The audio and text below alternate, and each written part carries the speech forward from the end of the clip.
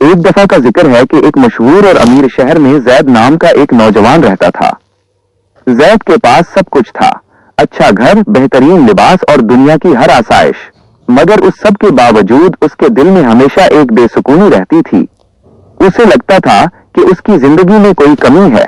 ایک دن اس نے شہر کے ایک بزرگ اور عقل مند شخص حکیم عارف کے بارے میں سنا اور ان سے ملنے ان کی کٹیا چلا گیا۔ زید نے پریشانی میں کہا، حکیم صاحب، میرے پاس دنیا کی ہر نعمت ہے، پھر بھی میرے دل کو سکون نہیں ملتا، میں کیا کروں؟ حکیم صاحب مسکرائے اور انہوں نے زید کو پانی کا ایک گلاس پیش کیا۔ زید نے جلدی سے گلاس پکڑا اور کھڑے کھڑے ایک ہی سانس میں سارا پانی پی گیا۔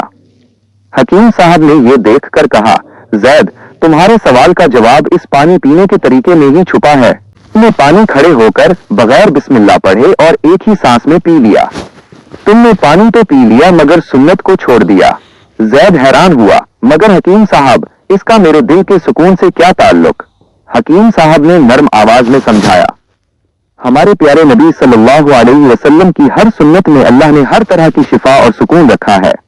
جب ہم زندگی کے چھوٹے چھوٹے کاموں میں سنت کو بھول جاتے ہیں تو ہماری زندگی سے برکت چلی جاتی ہے۔ سکون پیسے میں نہیں، اللہ کی اطاعت اور ہر کام کو نبی صلی اللہ علیہ وسلم کے طریقے کے مطابق کرنے میں ہے۔ زید کو حکیم صاحب کی بات دل کو لگی۔ اس نے ہر کام سے پہلے بسم اللہ پڑھنا شروع کی، پانی ہمیشہ بیٹھ کر سیدھے ہاتھ سے اور 3 سانسوں میں پینا شروع کیا، اپنے اخلاق کو بدلا اور لوگوں سے مسکرا کر ملنے لگا، جو کہ خود ایک صدقہ ہے۔ کچھ ہی دنوں میں زید کو اپنے اندر ایک واضح تبدیلی محسوس ہوئی۔